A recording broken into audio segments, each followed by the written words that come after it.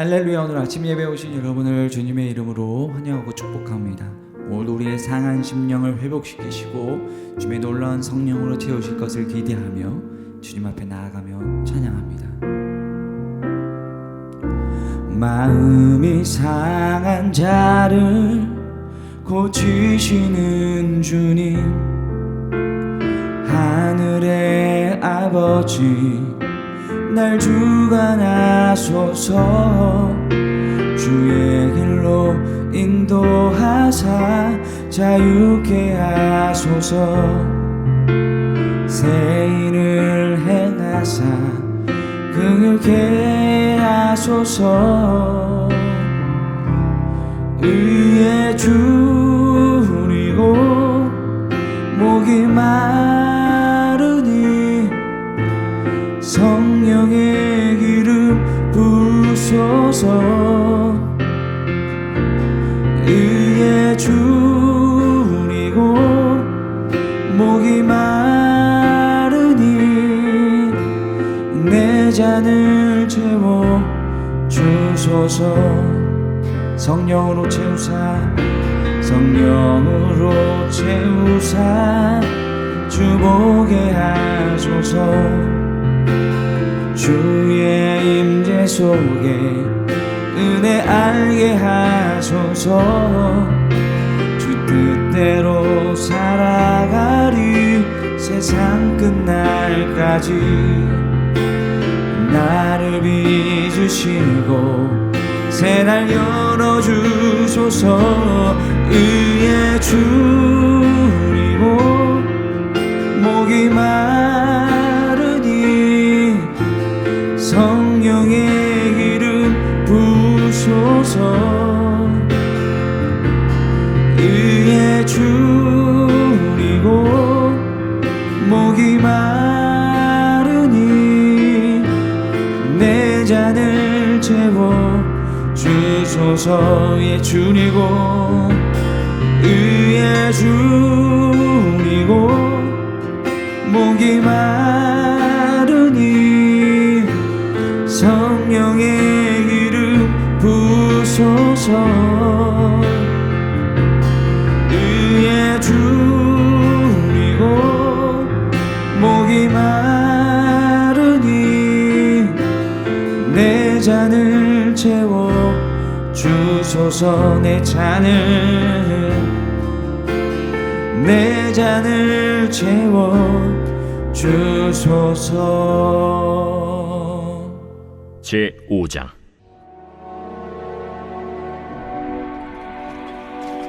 블레셋 사람들이 하나님의 궤를 빼앗아 가지고 에베네셀에서부터 아스돗에 이르니라. 블레셋 사람들이 하나님의 궤를 가지고 다곤의 신전에 들어가서 다곤 곁에 두었더니 아스돗 사람들이 이튿날 일찍이 일어나 본즉 다곤이 여호와의 궤 앞에서 엎드려져 그 얼굴이 땅에 닿았는지라. 그들이 다곤을 일으켜 다시 그 자리에 세웠더니 그 이튿날 아침에 그들이 일찍이 일어나 본즉 다곤이 여호와의 궤 앞에서 또다시 엎드려져 얼굴이 땅에 닿았고 그 머리와 두 손목은 끊어져 문지방에 있고 다곤의 몸뚱이만 남았더라. 그러므로 다곤의 제사장들이나 다곤의 신전에 들어가는 자는 오늘까지 아스돗에 있는 다곤의 문지방을 밟지 아니하더라. 여호와의 손이 아스돗 사람에게 엄중히 더하사 독한 종기의 재앙으로 아스돗과 그 지역을 쳐서 망하게 하니 아스돗 사람들이 이를 보고 이르되 이스라엘 신의 궤를 우리와 함께 있지 못하게 할지라.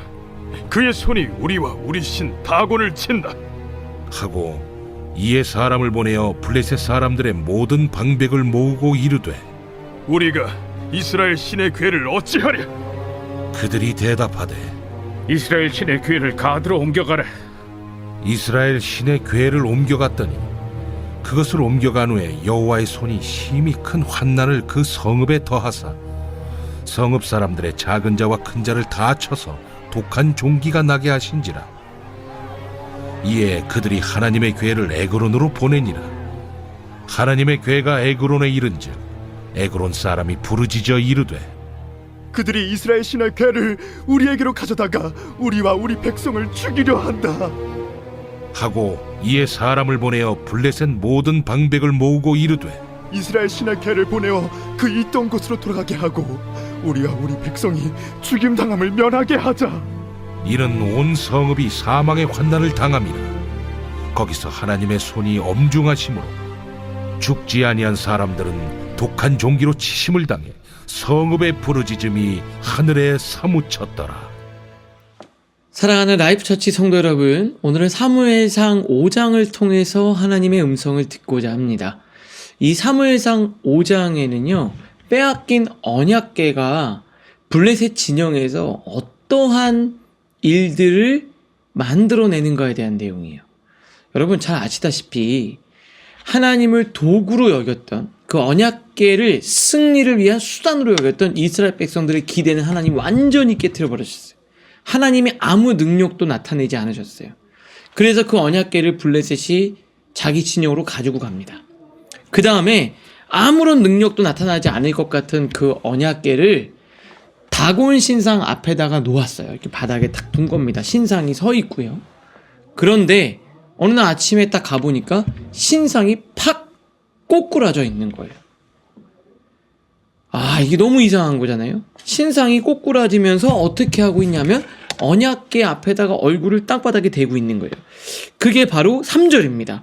아스돗 사람들이 일찍 일어나 본즉 다곤이 여호와 궤 앞에 엎드려져 그 얼굴이 땅에 닿았는지라. 그래서 신상을 세워놓거든요. 아, 이상하다. 불길한데.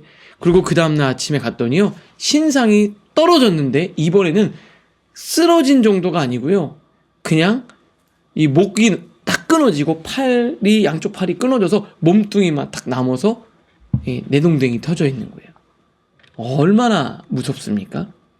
그랬더니 이 아스돗 사람들이요, 뭔가의 두려움에 사로잡혔어요. 이 언약궤가 지금 전쟁 때는 아무 능력이 안 나타난 것 같은데, 아니 왜 이런 일들이 일어나지?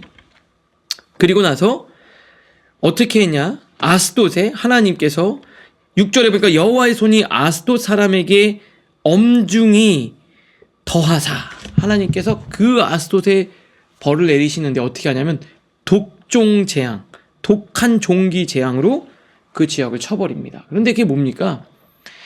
이스라엘 군대가 승리를 간절히 원할 때는 안 하셨어요. 왜요? 하나님을 원한 게 아니라 승리를 원했고, 하나님이 승리를 위한 도구일 때 하나님은 아무 능력도 나타내지 않으셨어요. 그런데 하나님은 스스로 능력을 나타내시죠. 여러분, 우리가 한번 생각해 볼게요. 이스라엘의 언약궤를 빼앗겼으니까 이게 무력하다고 생각하겠죠. 그런데 하나님은 능력을 나타냅니다. 우리가 볼 때 하나님이 무기력한 것처럼 보일 때가 있지만 하나님 홀로 능력을 나타내는 분이시라는 거예요. 우리 하나님은 전능하신 하나님입니다. 그래서 내 열심과 상관없이 하나님은 능력을 나타내시고 하나님의 때 하나님의 역사를 이루시는 분이라는 거예요. 우리가 생각하는 것 이상이 바로 하나님입니다. 오늘 그 하나님을 기대하며 나아가실 수 있기를 바랍니다. 그러면서 어떤 일이 벌어집니까? 그 언약궤에 대한 경외심이 생겨요. 거룩한 두려움이 생깁니다. 두 번째인데요. 이제 종기가 있으니까 어떡합니까? 무서우니까 이 종기를 가드라는 도시로 옮겨요. 근데 거기도 종기가 찾아와요. 그래서 어떻게 합니까? 그것을 에그론으로 보내요. 근데도 거기에도 재앙이 임하는 거예요. 블레셋 사람 전체가 여호와 하나님 언약궤에 대한 두려움을 갖게 됐어요. 여러분, 하나님에 대한 거룩한 두려움이 있어야 돼요. 우리는 두려움이 사라진 시대가 돼 있습니다. 하나님이 안 무서워요. 그 하나님을 두려워하고 그 하나님이 정말 어떤 분인지 살아서 역사하시는 분임을 여러분이 다 믿으실 수 있기를 주님의 이름으로 축복합니다. 그러면서 하나님이 홀로 블레셋을 치시기 시작하시는데 어떻게 됩니까? 블레셋에겐 심판이지만 이스라엘에게는 구원이죠. 하나님을 믿지 않는 자에게는 심판이고 저주지만 하나님을 믿는 우리에게는 하나님의 놀라운 은혜며 구원입니다. 하나님은 그걸 보여주고 계시는 거예요. 내가 하나님을 컨트롤하려고 할 때는 절대 안 돼요. 하나님이 이 세상을 다스리시는 거죠. 그 하나님이 우리 하나님임을 믿으며 오늘도 승리하실 수 있기를 바랍니다. 우리 질문을 두 가지 생각할 텐데, 첫 번째, 세상 속에서 믿음과 신앙이 무익해 보일 때는 없습니까? 하나님이 무기력해 보이고 언약궤가 아무런 능력이 나타나지 않는 것처럼 여겨질 때가 있을 거예요. 그럴 때는 없었습니까? 그럴 때 오늘 말씀처럼 홀로 살아계셔서 세상 속에 역사하시는 그 하나님을 바라봅시다. 하나님은 살아서 역사하시는 분이에요. 두 번째, 내가 알지 못하는 곳에서 일하시는 하나님을 경험한 적이 있습니까? 내가 전혀 알 수 없지만 하나님은 역사하시고, 그 두려우신 그 하나님, 살아서 역사하시는 그 하나님을 여러분 경험해 본 적이 있습니까? 오늘 이 두 가지를 생각하면서 오늘도 승리하는 여러분도 되실 수 있기를 바랍니다. 기도하겠습니다. 하나님, 하나님을 향한 거룩한 두려움이 우리 안에서 살아나게 하시고, 하나님이 내 신앙이 무기력해 보일 때도 있지만 그 하나님은 홀로 영광 받으시는 전능하신 하나님임을 우리가 바라보게 하여 주시옵소서.